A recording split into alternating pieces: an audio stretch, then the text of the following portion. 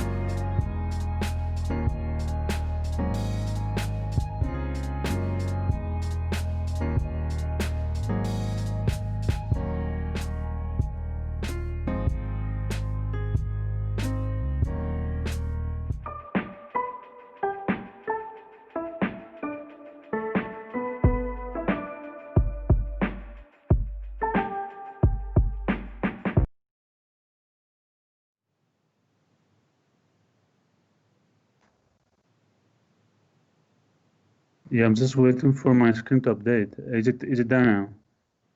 Okay.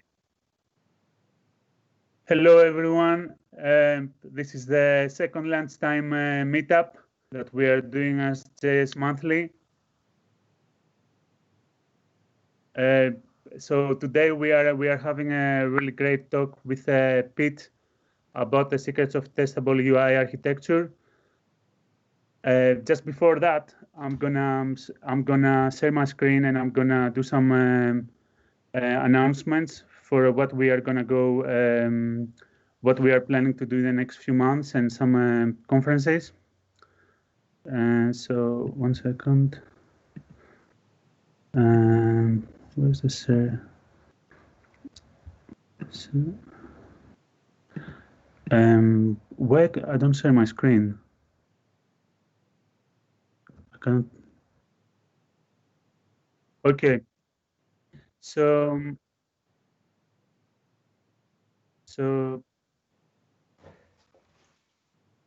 my name is Aris. So my name is Aris Markogiannakis. That's my Twitter address.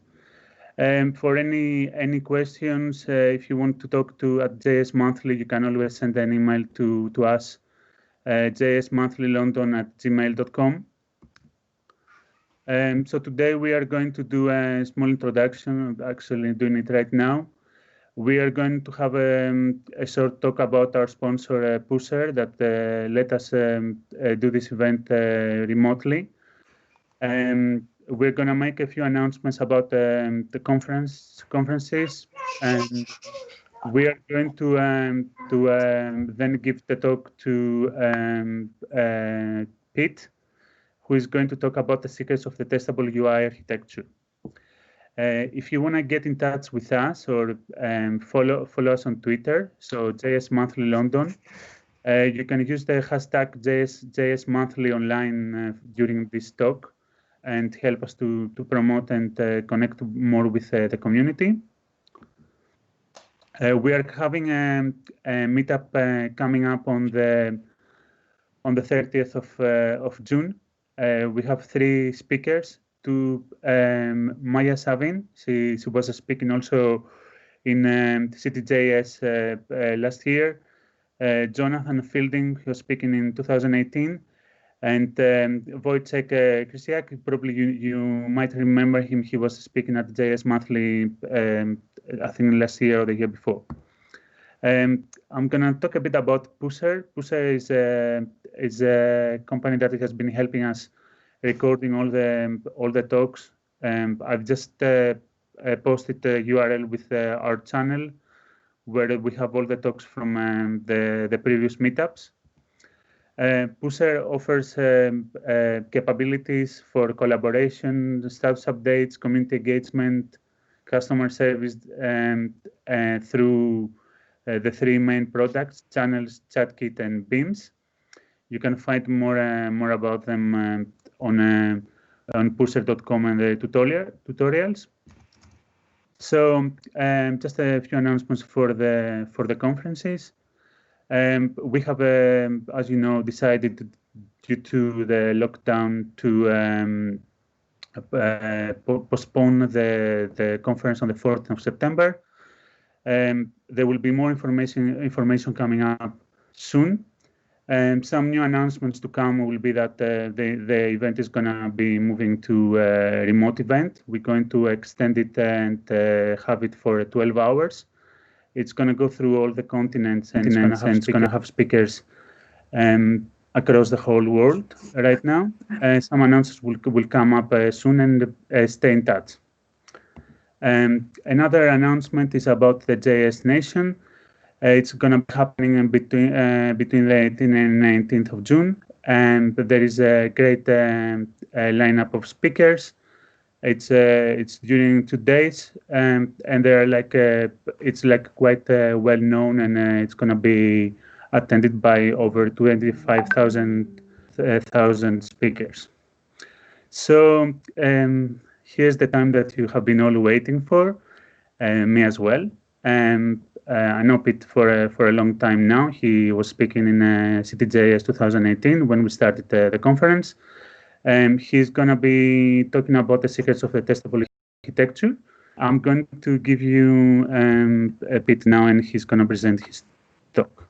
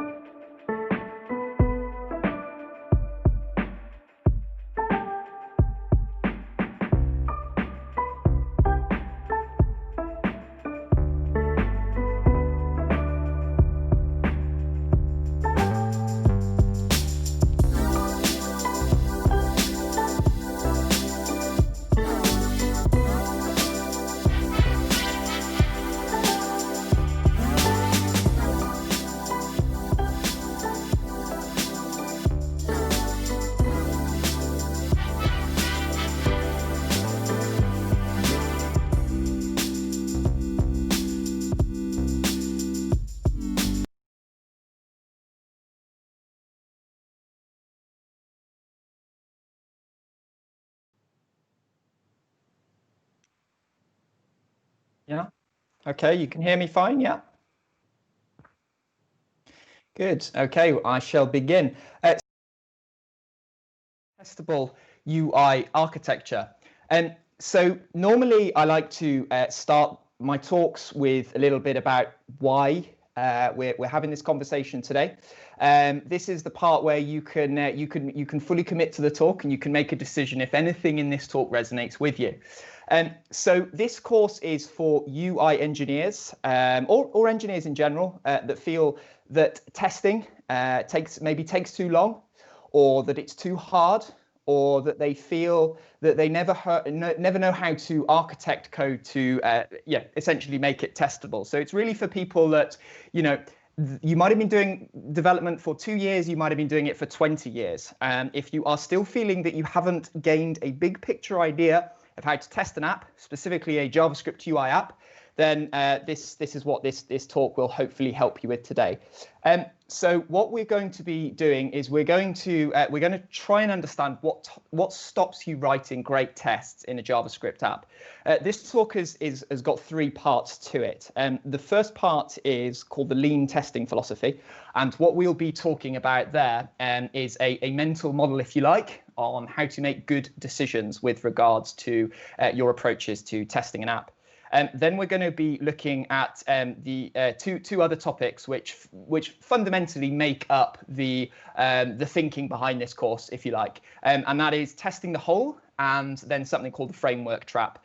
Testing the whole is about how we put together apps so they are more holistic, and the framework trap is probably the #1 thing that you need to try and not get into, and if you are in, then hopefully get out, and hopefully you'll learn a bit about getting out of the framework trap today.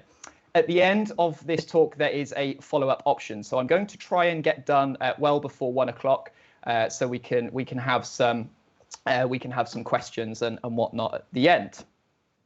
So before we go any further, just a little bit about myself and what my story is. So my name's Pete, and I'm the founder of Logic Room, and we started 2 or 3 years ago. We are a training and consulting company, and in this picture here you can see some of the engineers that we hired. And what we've done over the last few years is we've been using a methodology to design software, JavaScript apps for our customers. And this methodology, it's a part methodology, part training course, has been in development for the last 6 years. I started creating this methodology about 6 years ago. I was working on the South Coast. I was a contractor, and I started on a new project there. And the manager who hired me said to me, look, you know, we do TDD and we do BDD, and you know, he threw all the buzzwords at me. And I thought, you know, fantastic. This is what I want to be doing. And I started. I started there. And on the first day, one of the lead engineers said to me, he said, our tests they run overnight. I thought, okay, fine. And he said that they take 12 hours. And that was I realized that was a really big problem. I looked at my watch, realized this was a really big problem because the office only closed for 11. which meant that when we got in the morning, the tests were still running if we'd kicked them off the night before. So I realized that what was happening is that they didn't have a very good way of testing their apps. And so they were forced to do a lot of heavyweight integration testing and what they were calling BDD testing, which wasn't actually BDD testing. But what they'd done is they'd created this very complicated architecture, and therefore they had they were forced into a very complicated testing scenario. And what that meant is that the code was ultimately fragile, and so were the tests. And for that reason, we just couldn't iterate quickly, which sort of defeated the whole objective of having tests in the first place. So I set about designing this course to actually try and improve, to try and find a way to create a course that could, firstly help these engineers I was working with, and then also help other engineers. So this course, it's battle tested. The things that we teach are battle tested. They work really well. They've worked really well for us and our clients, and they can work well for you as well. So just before we sort of get into it, imposter syndrome, I know, is something that is very common with a lot of people. Certainly something that I've had. And what imposter syndrome says is, I can't do X, Y, Z, or I'll never figure out how to do X, Y, Z, or I'm not good enough, or anything like that. And so you need to just get rid of those thoughts out of your head entirely, because what you realize with imposter syndrome, the same as for anything you learn in engineering or anything in life, is that you just have to have the right process. Okay, so you can, if you are struggling to do testing or TDD or any of these stuff, you just need the right process, and hopefully you're going to get a little nugget of that process today. So the first thing we're going to talk about is lean testing. In front of us, we have a diagram here. This diagram was created by a Hungarian psychologist or philosopher called Mihaly Csikszentmihalyi. Now I won't put his name on the screen because it's just really long, but I had to actually go and find out the phonetic pronunciation of it. But what Mihaly said was that when we approach any task, we can get into a state called flow. And what flow means is that if you take challenge on the left-hand side of this graph and you take capabilities across the bottom, if the challenge is relative to the capability, or rather if the challenge is too high compared to the capability, it gives us anxiety when we do the task. If our capabilities get too strong compared to the challenge, then we get boredom, right? But if we have a matching over time between challenge and capabilities, we end up in this bit in the middle, and this is called in flow.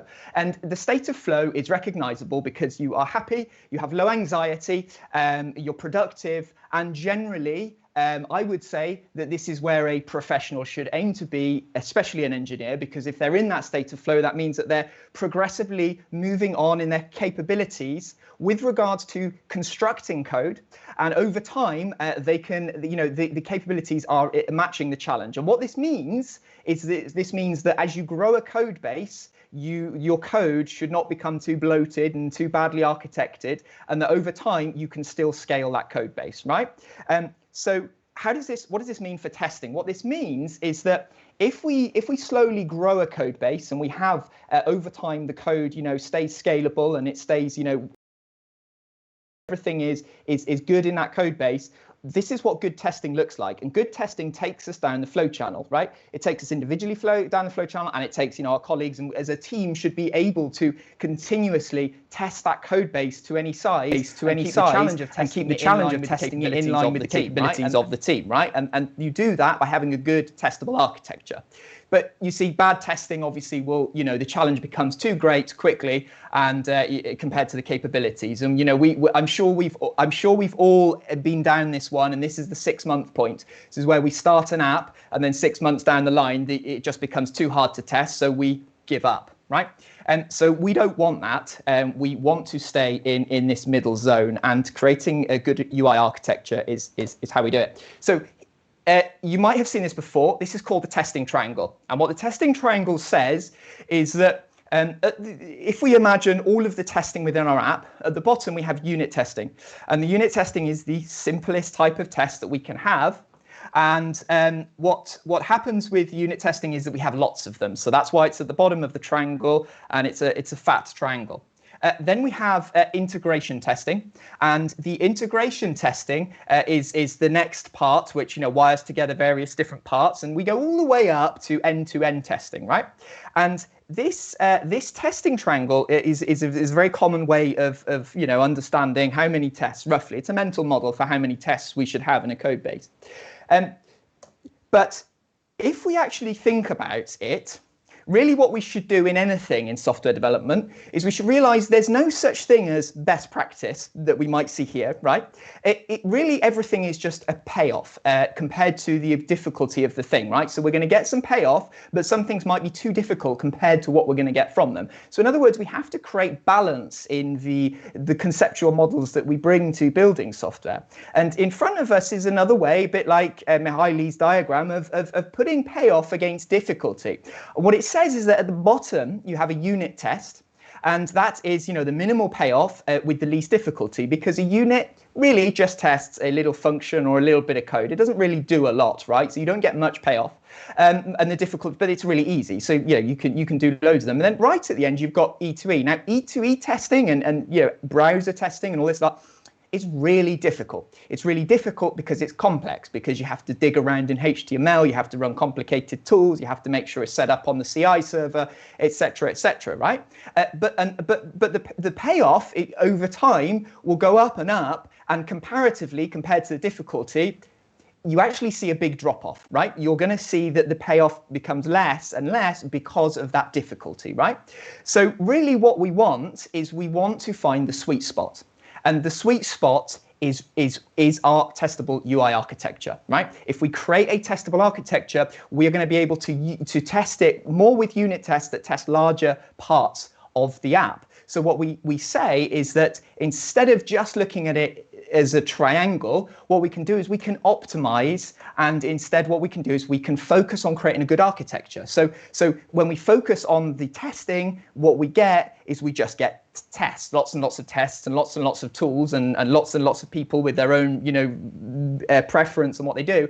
But actually, if we shift the conversation away from that and just say, well, let's make a really testable UI architecture, what we can then do is we can start to use a simple unit testing framework, but we can start to run those unit tests like mini specifications that are actually going to invoke the entire application, right? So that's the foundational theory to this particular talk that we're doing. So next, the next two things that we're going to focus on is testing the whole, and then we're going to look at the dangers of being in the framework trap. So in front of us, we have, this is a state machine, and what the state machine says is that everything can start in some sort of state, then there's a process, and then you have some sort of end state afterwards. And what the state machine can do is this will typically describe what would happen in a piece of software. As engineers, we are paid to make predictable software. The customer wants our boss or whoever wants a button, when you click it, something will happen. We want it to be predictable for the 99.9% of cases. And what we can say is that the state theory should just be taking our app through one state. Now, that one state is contextual, because that one state may have many substates that make up that state, right?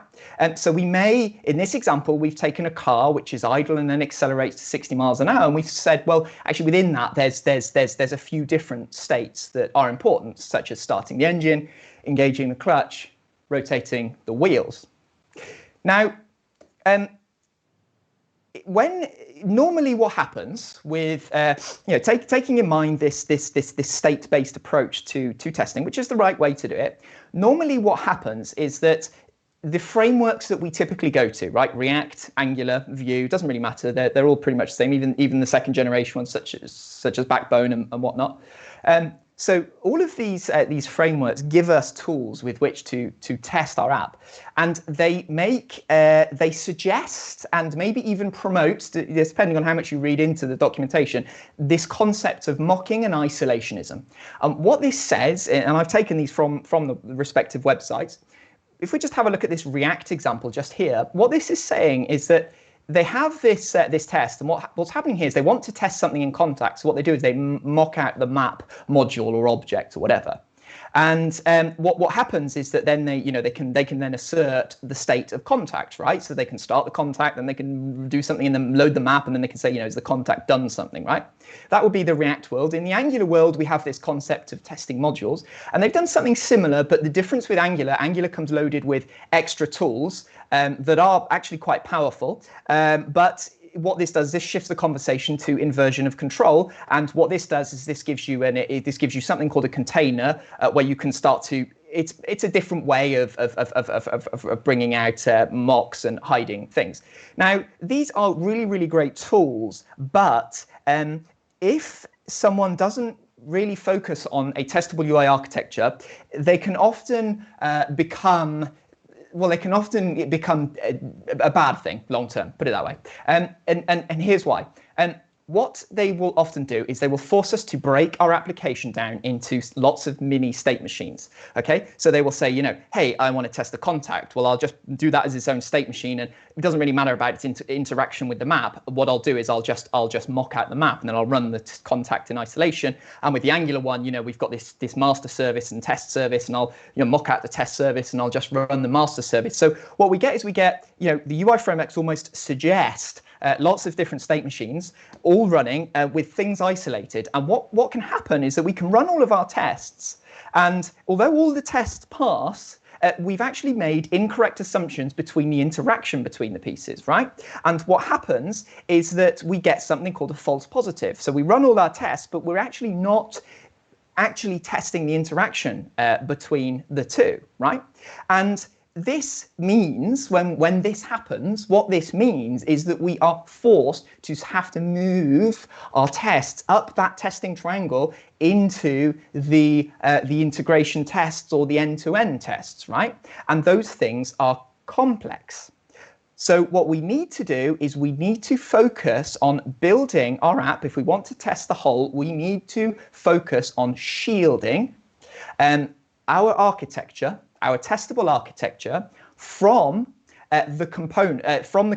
Right? By component, what I mean is from the framework component, right? Be it React, Angular, or Vue, right? So let's just go through it. So if we want to avoid this situation of isolationism where we think everything's working but it's not, and we want to avoid the brittleness of being forced to use integration testing to test this system as a whole test, then what we have to do is we have to start to think about rules. And one of the rules that we teach is the rule of the black box. And the black box says we're going to create a testable UI architecture, and we're going to keep the component outside of this particular architecture. Okay, so this moves us into something called the framework trap, right? So this builds on top of testing as a whole. So we'd say we do want to test as a whole. It's important. So we want to avoid mocking, but to do that we understand that we create this black box. But when we create the black box, what we have to do is we have to realize that we also, although we want to test the whole, we also want to actually remove the framework from what we're testing, right? And this is why. Normally what happens is even if we were to follow the test the whole, what we get without structure, we get chaos. And what happens is that we get a code base with lots of different types of tests, lots of different types of component, and lots of our own code. Now, most people know that they would want to keep data transfer code away from components and stuff like that. But I don't think most people are necessarily as rigid as they could be. And the reason for that is because frameworks move so fast that nobody really spends the time to learn, well, how do I shield myself from these frameworks? How do I get underneath and actually architect software so that the framework is not in control? And what we get is this, most code bases, and I'm sure you've seen this, most code bases end up as this big mishmash of tests and code and components, and they all sort of get thrown in together. And this is normally what happens, and this creates a problem. And we're just going to look at a couple of the framework example problems, right? So here's a React component, right? This is the first example of where the framework starts to get in the way of testing. And this is just a normal React component. And what's happening here is we've got we've got the props.start and props.end is passed in, so it's every stuff is passed in here, and what happens is this creates a closure, okay, and all the closure means is that we have an open curly bracket there and a closed curly bracket there, and what's happening is that it's adding together the start and end, and it's summing it up in the total there, right, and it's writing it out now. If I want to test that, that's really hard, because the only way I can test that is to actually read the return of that statement. So I'm going to have to start digging around in that entire string or that HTML, wherever it's returned. You see, this is a closure, so nothing can access it. Yeah, just pure function, but of course it's returning something. So I'm going to have to. The only thing I've got access to is that, you know, that HTML block there. And so this is really hard to test code like this, right? We really want to create something, you know, and that's because of the framework. The framework dictates. The framework reads that structure. React knows that structure and wants it to be in that structure. So, you know, it creates its purely functional components, right? So the React has taken the option away from us to read what the total of that is. So the other example is Angular. Angular has this end-to-end tests, and they all do, but you know, this is an example of an end-to-end test. I just Googled around and found this online. And Angular's end-to-end testing is like any other end-to-end testing, and ultimately what it does is it uses something like Protractor, or one of the other ones that I can't remember what the other one we used to use was, you know, a few years ago. But yeah, fundamentally they're all the same. What this does is this is just an in-memory browser. So it's a headless browser, I think it's called. And what it will do is it will go to, you know, it'll go and get a page, and then it will read that HTML, a bit like we saw on the React one. And then it will use CSS to find the right place in that HTML. And that's great if you write great CSS, but you know, we haven't even mastered architecture yet, and then we're now trying to write CSS. And the problem is that they're both sort of doing different jobs. And so the problem is that we are trying to now build CSS and views that are testable, rather than just making our code testable. So, you know, it depends on really what you want. But so the problems that this sort of thing causes is that, you know, we get this confusing stuff here. And, you know, my experience of this over time is this doesn't scale very well, because now, you know, when you want to change you want to change the layout of things on the page, your tests break. The software's still working. I mean, I've just moved something, you know, I might have nested an element, the software is still working. But the rendering has changed, the visualization of it has changed, and now my test breaks, when really it was just a trivial UI level change. So this is the sort of problem that we see with Angular, and just so I'm not picking on React on Angular, I'm going to pick on Vue.js now. So Vue.js is another framework thing, and it uses snapshots, you know, much the same as React does. And this is, you know, returns an error for valid code. Well, I mean, yeah, for me, again, this is just something I found online. You know, I was like looking through it, and you know, the problem with snapshots across these frameworks is that they, you know, you can't see immediately what the actual output to that is, right? You have to go and look on disk. If you most of these snapshot managers, you have to go and look on disk, because you have to write your snapshot on disk somewhere, and it's stored in memory. Which means I have to now go into another file to check what the output is, and normally those outputs are massive. You know, they've got lots of HTML buried in them, and you know, unless you use you know, mocking and you make it so small, but then you get the problems with you know, this problems with false positives. So the problem is that you've now got obscure inputs and outputs to your tests, which is really what you don't want. If you want to write good testable code, then you need good inputs and outputs. And here's what good inputs and outputs gives you. We typically, all of these problems, these last three problems that I've shown you, typically result in something like that you see at the top here. They want the way they want you to test is they want you to, you know, iterate some HTML, and then they want you to, you know, understand things like CSS here, and HTML, semantic HTML structure here, and HTML, you know, 20-year-old tags here, and they want you to iterate them, and then they want you to check that output. But you know, this is mad, because this is just too complex to actually do that. Now, you can use things like page object models, but the problem with page object models is, again, you're just collapsing it down behind another layer, and if you change any of that CSS, you still break your page object model. So really what you want is you want to remove the framework, and you want to just boil everything down to just clean objects. And this is what's this bit here, and the clean object just represents that customer page. It is an abstraction of that customer page. It's not the actual custom page, it's a clean two-dimensional abstraction of that customer page. And what it says is that you just use simple objects to represent where something like the main title is. Okay, so main title would live inside the H1, right? And then you pull out that main title and you test that in isolation. And that means that you're going to be able to do this. What we used to have, or what we have when we follow the default process, is that we have a test that starts, and when we put the framework in control, the test will start and it will pick up the component and start it. If we snapshots, or if it's end-to-end testing, it will pick up that component and it will invoke it, and then it will run a load of our code. And then that code will need to do some I/O maybe with the browser or with the HTTP module, do a fetch or something. And then, the test ends, right? And we get some sort of, a lot of tests ends up being like this because we're forced to be like this, right? Because we haven't got access. We're putting too much information in the framework, and we haven't got access to that stuff because the framework hides it.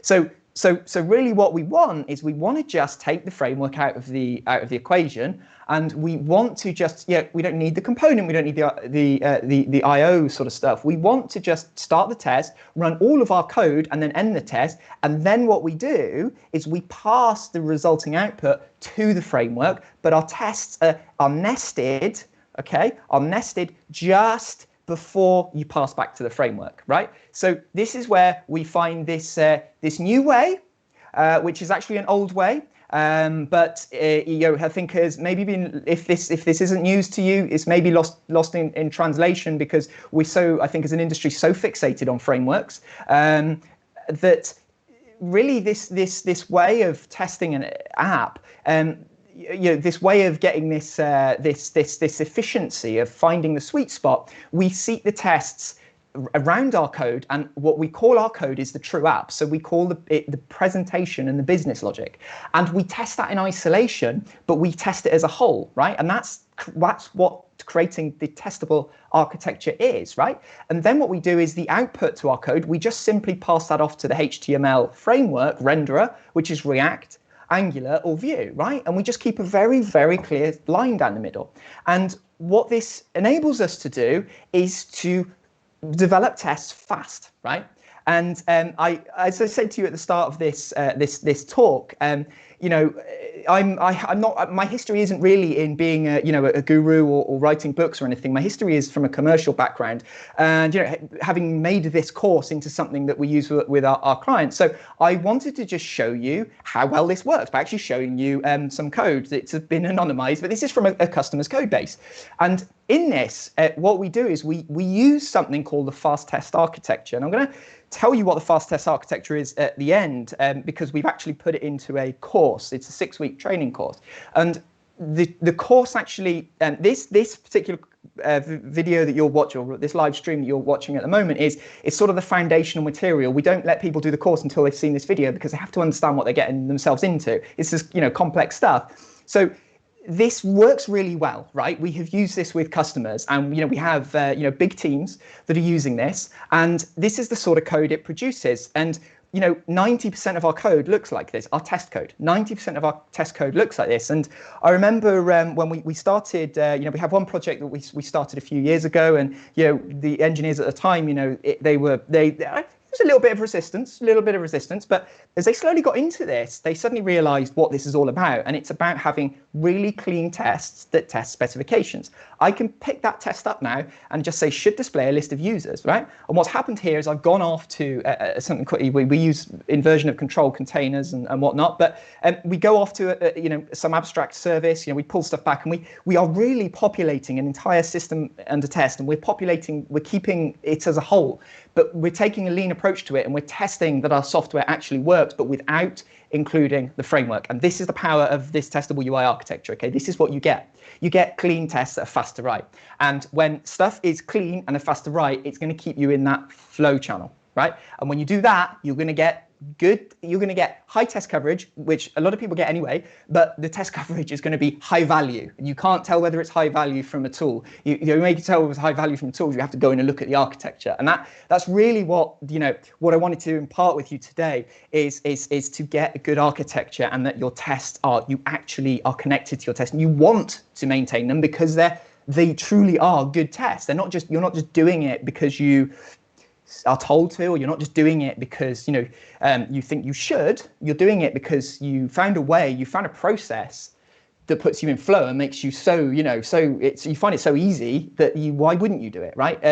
This way of doing it is so great. I found personally because I can get distracted. I know I can get distracted, and I can come back to it, and I know exactly where I am. So really, really fantastic. So putting it all together, really what today's talk has been about is finding out some secrets of this testable UI architecture, and is really just understanding this testable UI architecture is a single page app. In it you have two apps. You have your UI app where you put your framework code, and then you have a business and UI presentation concerns section, and then you test that in isolation.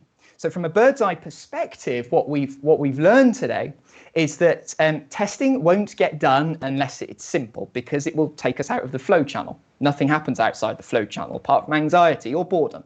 And so what we need to do to have better testing is we need to create a testable UI architecture. And we saw how taking a lean mental model to architecture will help us make decisions. Okay, that's the first thing that hopefully you've learned today is how to make good decisions, because if you make good decisions, then you won't need to ask too much. Having frameworks to make good decisions is as important as the decisions themselves.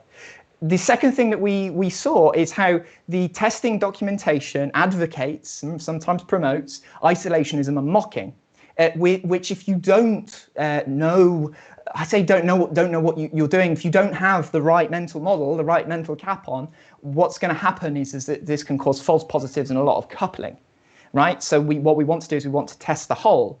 And in order to test the whole, we saw that we need to have a testable UI architecture, but we need to dial out of the frameworks, and we need to find a framework agnostic way, a framework separated way of testing, of actually testing of exercising our system under test. So this particular talk that you're seeing, it's the foundation of a 6-week training course, which covers in week 1 we do architecture, and we teach you how to lay out all these files.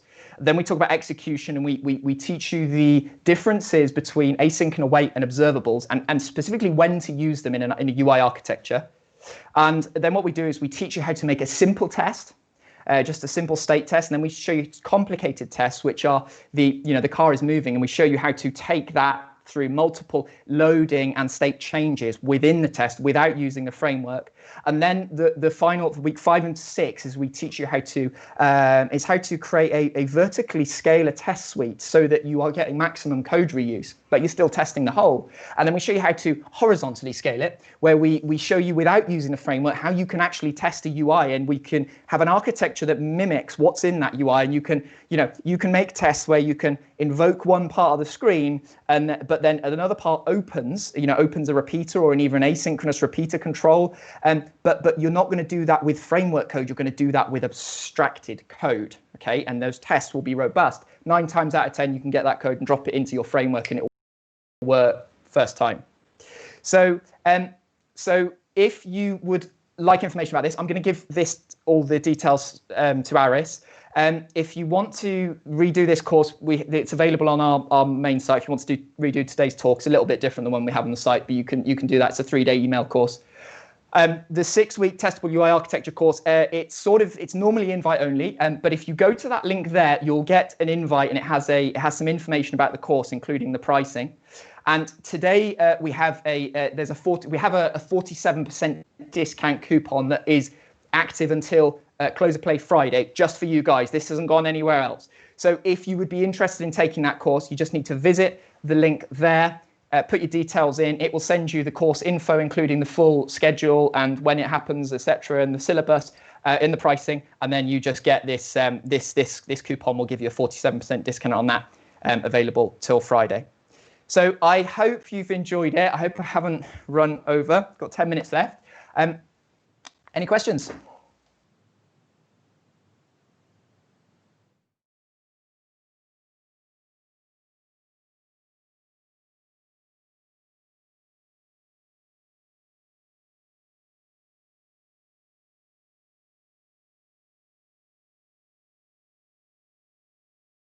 Can you hear me now? Can you hear me now? Okay, that's quite an interesting discussion. So while we're waiting for any questions, how many companies at the moment are they using this approach that you just mentioned, Pete? 3. 3. Yeah. And what kind of results do you see in terms of moving outside of the framework? So we launched this course in January, and we've noticed that we've got one case study that we've done with they're a fintech company, a rapidly growing fintech company. And we've seen around about a 30% improvement in overall development speed. And the way we were able to measure that is because we were basically rebuilding a platform, and we had data of the last platform they built compared to rebuilding it this time. So we started with them. Funnily enough, they were a company. I started with the CTO there 5 years ago, and used the methodology that it was in my head at the time back then, and that's why he asked me, could we meet up and look at this new project they were doing. And we've seen a significant speed improvement compared to the old way they were doing it. And generally the sentiment with all of the engineers, both the senior and the more junior engineers, is they compared to working in the old code base, which was just what we call a smart UI, which was just two layers. This way is just so much easier. They can write tests fast. They feel more empowered. And I can honestly say that I've with it recently, professionally, I've never been in the situation where I could explain how to do something with someone and put the framework in front of them and just see them become architects themselves. I've always had to do the work myself as a professional. And it's only recently that I've seen how well this technique works, because it really empowers them to take control of the architecture. It really empowers them to do what I've always naturally done. And so it's really working out well. So it's fairly early days for it, but we're getting some some really interesting results at the moment. And so that's this in the previous one of the previous talks we had. It was about Cypress. Oh yes. How do your tests connect with this kind of approach where we can use platforms like this to basically run our tests through the cloud? Yes. So the Cypress question comes up quite a lot. And so what I usually stress is that Cypress is a tool. It's an end-to-end or integration testing tool. But this approach is about that's a tool, and this is a concept. And so what we're doing here is we're saying, if you want to use Cypress to drive this architecture, use Cypress. But Cypress, you'd probably use something a little bit less heavyweight. Probably something like Jest would be enough to run these lean tests, to run these fast tests, And what you would do is you would just say, well, let's run our specification via a simple test framework like Karma or Jest. And what that does is that brings that challenge down. It brings that heavyweightness down. It brings that cost down, which increases the value, which improves the chances that the developers, the engineer is going to pick it up and run with it. Okay, that's great. Questions we have is Testable UI compatible with accessibility features? Accessibility, absolutely. So what would happen in that scenario? In fact, it works really well with that, because if you imagine, what happens is that you have this imaginary boundary, and inside that imaginary boundary, you have your true app. And your true app normally doesn't have accessibility in it because your true app is just in-memory representations of whatever you physically need to code, right? Normally what happens is that when you pass it back to the framework, at that point, just after you've left the boundary, the black box that we talked about, after you've left the black box, what happens is you then pass that to the framework, and then the framework takes over your accessibility. If you want to test your accessibility, then what we usually recommend is you test that in isolation with the framework to make sure that if you get past a rubber duck, that a picture of a rubber duck or the audio of a rubber duck comes out on the framework, right? Yeah. So it helps you. It helps you get very clean, which actually would be good for accessibility, and especially it's good for your users because you're less likely to have accessibility that breaks. I can't imagine how frustrating it would be to need accessibility and to not have it working. It's probably the thing we should get working first. That's great. I don't know if there are any other questions. One of our attendees is asking if you could post a link that you mentioned in the actual chat. Yeah. But what we can do, we can send an email to the people subscribed to this meetup for them to go and access it afterwards. Yeah. So the slides will be available after this talk onto the playlist that Pusher is giving to us. So yeah, we will also send a link through our normal newsletter and announcements. Thank you very much, Pete, for accepting to come and talk to our meetup. Yeah. We hope to see you in the next meetup or in a conference. We'll keep in touch. And yeah, thanks everyone for attending. And I'm gonna close it down now, and we can all get back to our work. Thank you very much. Cheers. Thank you. Thanks, guys. Bye. Thanks, sir. Thank you. Bye.